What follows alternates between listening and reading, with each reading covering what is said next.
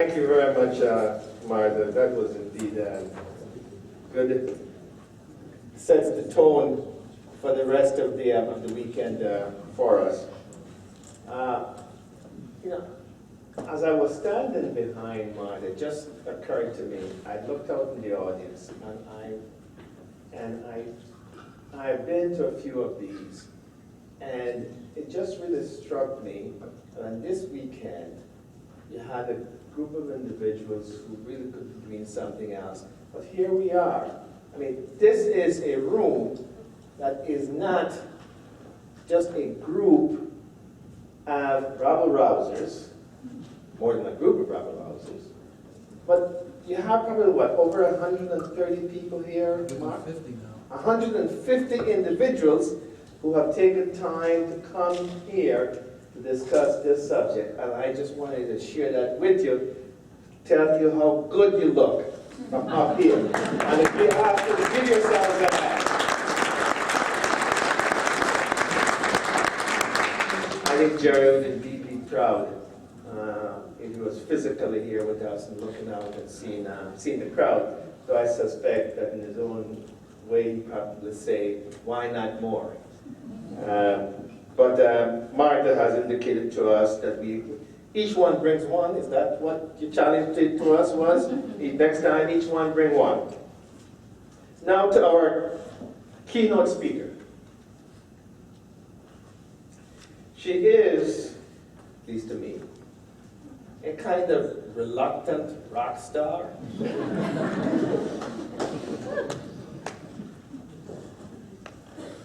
To those of us kind of in the East Coast who would turn on our television news in the evening, and what we would see even on Fox News, was this group of individuals in Chicago taking on the power structure. And at the head of that fight was our keynote speaker. She was elected president of the Chicago Teachers Union on June 11th, 2010. Prior to that, she taught chemistry in the Chicago Public Schools for 22 years. Our keynote speaker is an unwavering champion of public education and an arch enemy of privatization of education and the scapegoating of teachers and public employees.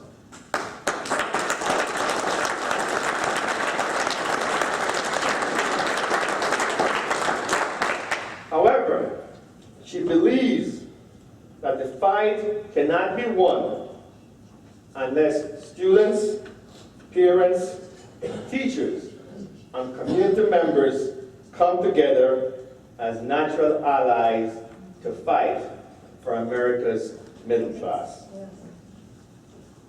She serves as a member, or vice president of the Illinois Federation of Teachers, and she is a vice president of the American Federation of Teachers, a product of the Chicago Public School. She comes from a family of educators, again proving the axiom that the apple does not fall far from the tree. And she has taken that one step further by actually marrying a fellow educator. She's closed the loop. Brothers and sisters, it is my pleasure to introduce to you tonight's keynote speaker, and ask you to join me in giving her a traditional, rousing labor welcome, Karen Lewis.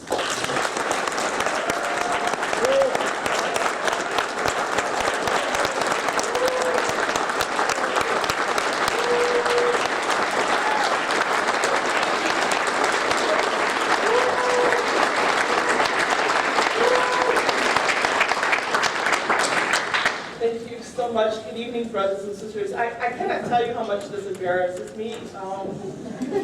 I had planned to retire a few years ago, and my husband told me that I could. And I noticed that there were some really bad things happening in education. And it wasn't just in Chicago, it was nationwide. And what happened was a friend of mine came to me and said, you know, we're going to start another caucus within the union. We've had some dissident caucuses in our union. Our union is a big union. We represent 30,000 teachers, paraprofessionals, clinicians, and also retirees. So they said, we're going to have a study group. And I thought, oh great, that's me. I'm really a geek and a nerd at heart. I mean, you don't teach chemistry for 22 years without being sort of a geek. So we went to a book club. And there were 8 of us sitting around the table, including my husband, who's back there. And we just wanted to push our union in a different direction. We had no intentions of taking over the union. Certainly I didn't. And, you know, they were all like, well, Karen, you know, we think we need to do this. And I'm like, yeah, you guys go ahead, because I'm retiring. So whatever help I can give you, though, let me know, because I'm retiring. And that's what my mantra was. And then our union just didn't seem to be able to take the next step. And what was problematic was that the voice of the rank and file wasn't part of the voice. So we just thought, okay, you want to run? So says okay. And I can't tell you how it happened. I just can't. I mean, we just started going around talking to people and basically explaining how things needed to change. And that we were in a very serious and dangerous portion in time. And we could no longer sit back and just say, okay. We had to do something. So, I am so excited to be able to talk to you, and I have all these notes about children not having access to health care, but since you already gave that speech, I'm going to not do that. Other than to say we have an absolute moral obligation. I'm going to go back and say that again. We have an absolute moral obligation to address this need.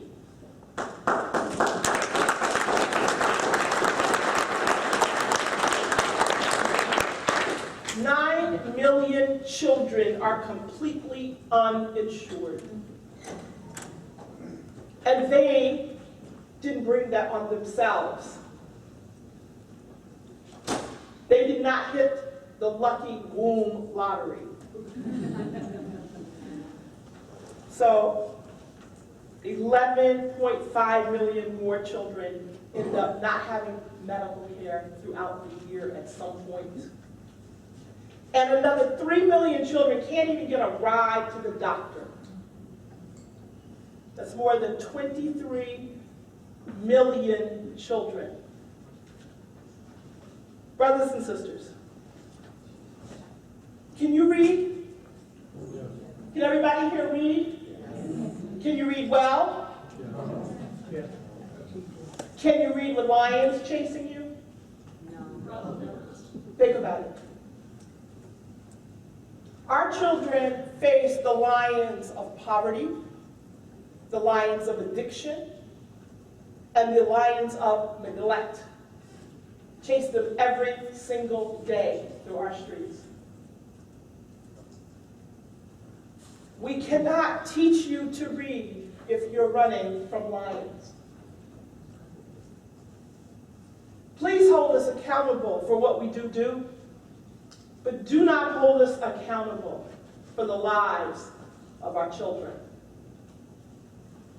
However, we should be holding everyone accountable for the health of our children, because that's in their reach, that's in their grasp, and we should be embarrassed as a nation to allow children to not have access to the health care that they need.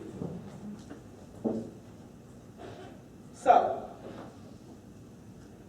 one of the things that was important to us is that our students do not have the wraparound services they need.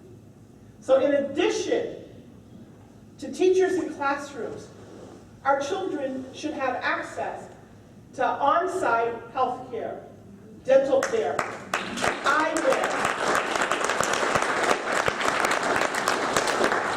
social workers, counselors. How can you have less than 400 social workers for over 400,000 children?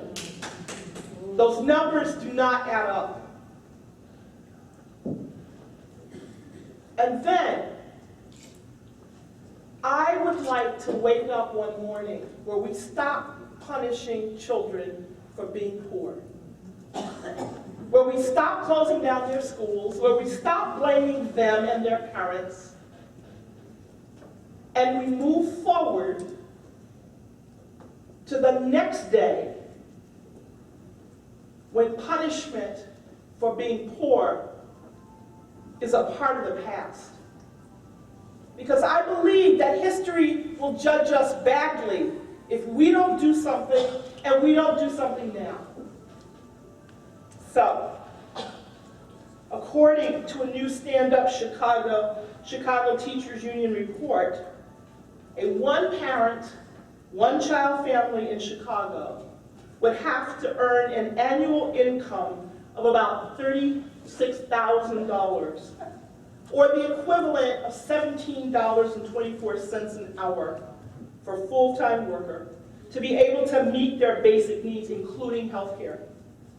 This is more than double the earnings of minimum wage workers, and significantly more than what a low-wage worker makes, which is defined as making $12 an hour.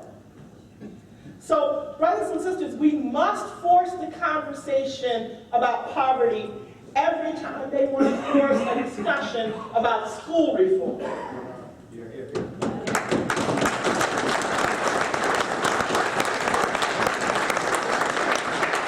We must call out the fat cats who don't understand what it means to go to school hungry or to walk through a neighborhood smothered in violence and social despair.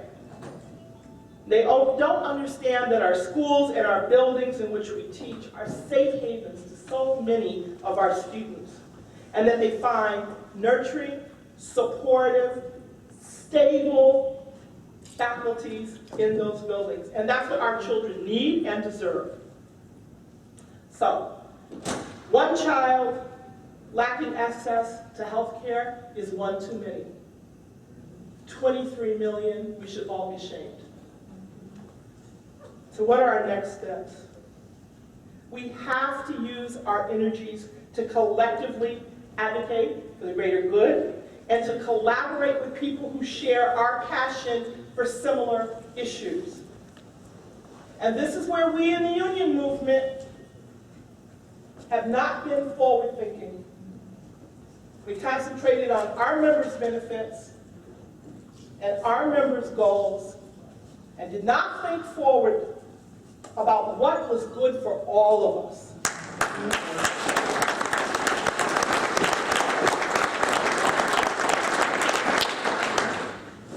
We must continue to work with the national labor movement to strengthen our long-term campaigns for real healthcare reform in America.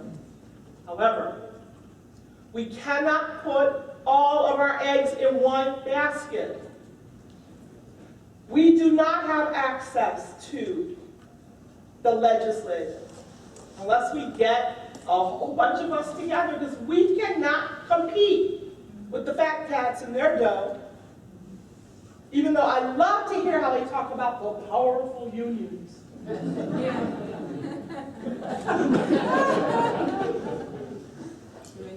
Really? Where are they then? How does Michigan turn to a right-to-work state? How does that happen with the powerful unions? How does Wisconsin turn to a right-to-work state? Of course, right to work for less. So where's the power? Well, the power is in the rank and file. So even if we have this whole concept of we're going to do something legislatively, the rich people can only buy, they can only vote once.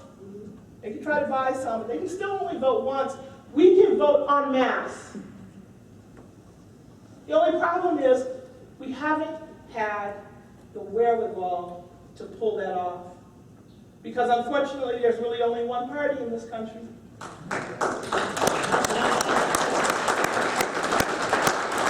It's the party of money, and there are two branches. So we have to work with our allies to develop new coalitions. Brothers and sisters, I can honestly tell you there's never been a teacher strike in the United States that has support of parents. Especially towards the beginning of the year when parents are waiting for summer break to be over. You all know, you count the days down, don't you, Tony? School starts when? But brothers and sisters, what we did was take the time to have the conversations. And what the brother that read the quote from the Sorbonne, and I didn't realize I get to use some French tonight. Probably beautiful, But what he said was he talked about the anger. Where's the anger? And that's the best part about having Rahm Emanuel for the mayor. He's the best organizer ever. You take away a contractual raise, you go to Springfield and help push through legislation that was designed to defang the union. So you can have it your way. I kept trying to tell him this was not Burger King. You cannot have it your way. But what happened was that anger turned into action. And that is what we have to go back and look at. How did we become so complacent? And how did we become so fearful? Yesterday, some brothers and sisters in Seattle, at a high school, Garfield High School in Seattle, stood up and they said, we are not going to give this standardized test. That's courage. That's union leadership. It came from the classroom. It came from the faculty. Now, I don't know what the union leadership was thinking, but I'm sure it scared them. But every faculty member, it was a unanimous vote to refuse to give this test. And then they had undergirding it, the woman that had bought the test had been on the board of the vendor. Gee, this is surprising. They have their coalitions, we need to build ours. Yeah.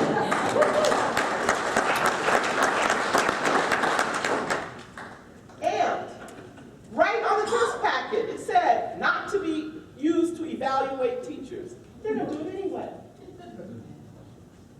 This is the arrogance. This is the arrogance. That the test company says don't use it for this purpose. We're going to do it anyway. But there are very few teachers and paraprofessionals and clinicians across this country who do not have the fear and loathing because they know what they're doing is wrong. One of the brothers that taught math got up and he said, the test isn't aligned to my curriculum. So my students sit at a computer and feel badly about themselves. I didn't get into teaching to make children feel badly about themselves. I taught for many years at a selective enrollment school, one of the best in the city, Lane Tech, where I found my husband. And I transferred from that school to a school that was also selective enrollment, but not in the same tier as Lane Tech. It's called King. And the students would say to me, after we'd have an exam, which I didn't wait any more than I would wait a laboratory or a quiz, or because it's just another tool.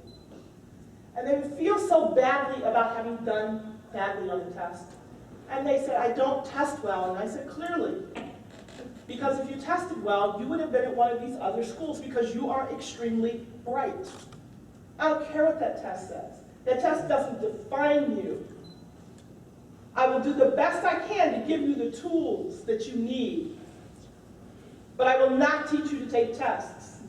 That is against what I believe in as a teacher. What I'm going to teach you is to use your mind well, to think and analyze and to evaluate. And let's have a discussion about why you think you're being reduced to a number anyway. Now, as an individual teacher, I did lead a little test revolt myself with the kids. They could have probably suspended me and punished me.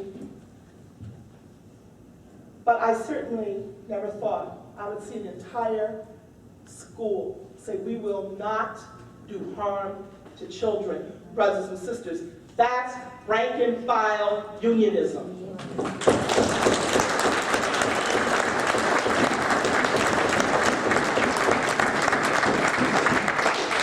That's what makes a difference. So, when people tell me all these wonderful things, I don't feel like I did much of anything, because I didn't. The truth is, we have a democratic process. The truth is that I get outvoted all the time. And people say, but you're the president. You could wave a magic wand. Yes, I could if I wanted to be the imperial president. But what would be the point of that? Haven't we already done that? Where has that gotten us? Okay, so you know, where? So, what I know is this.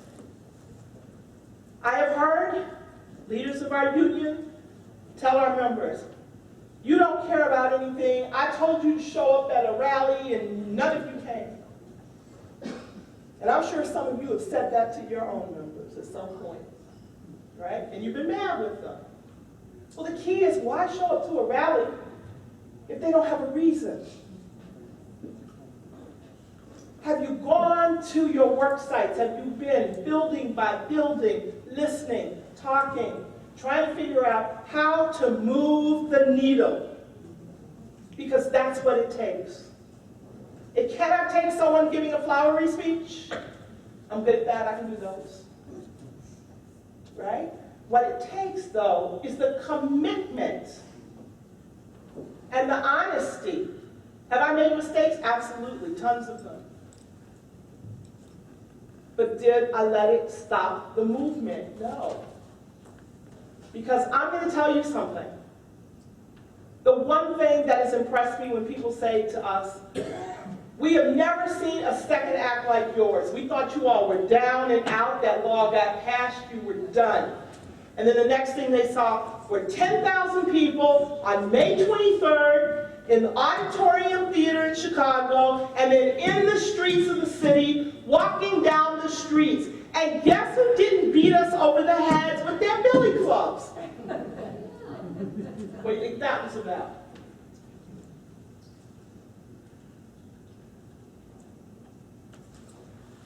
Firefighters opened their houses and said, come have a chicken dinner with us. We will feed you if you go on strike. Parents said, we support our teachers.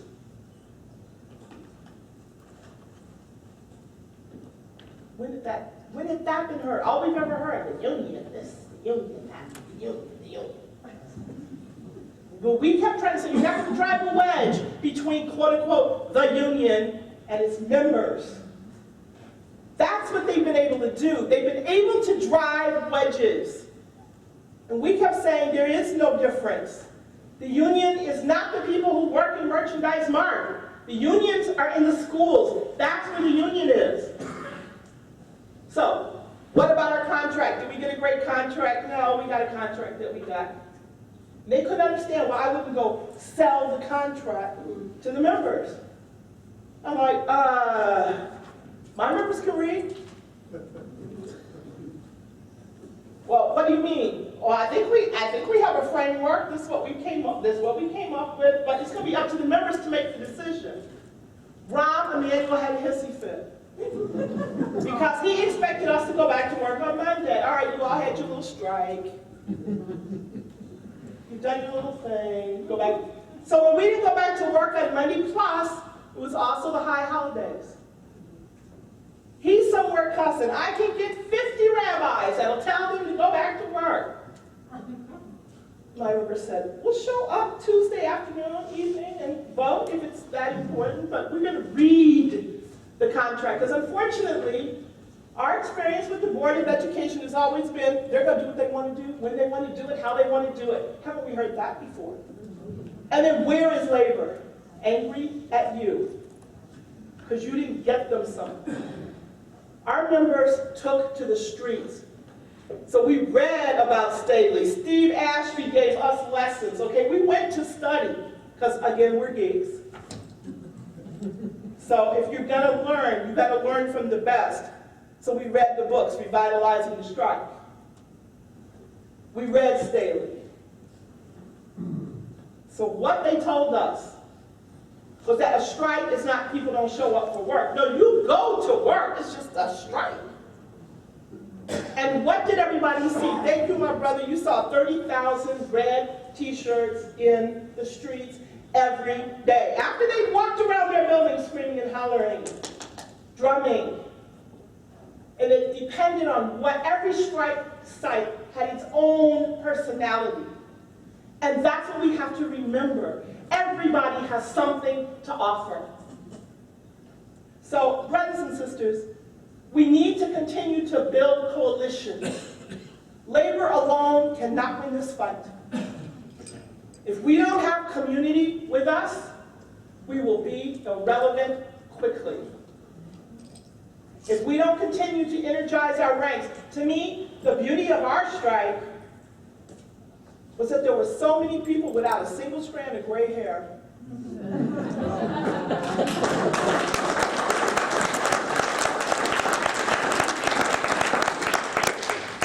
We cannot have the Alpaka conventions, you guys.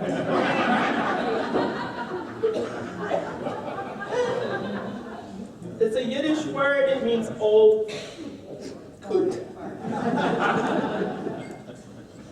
So, brothers and sisters, as I get ready to turn 60 this year, I guess I can't retire, and that I will have to run again.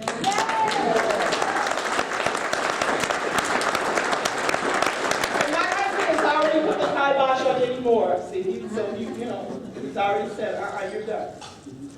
I will tell you that this was not the job I wanted. I was so happy teaching school because I really like dealing with children. Dealing with grown people is not my thing. It's much harder work. So what I would say is, regardless of where you are, you still have more to do, as do we all. It can't be a bunch of phone calls, brothers and sisters, face to face, one at a time, person to person. Stop preaching to the choir. Take off those robes and get in the streets. Good night. Thank you.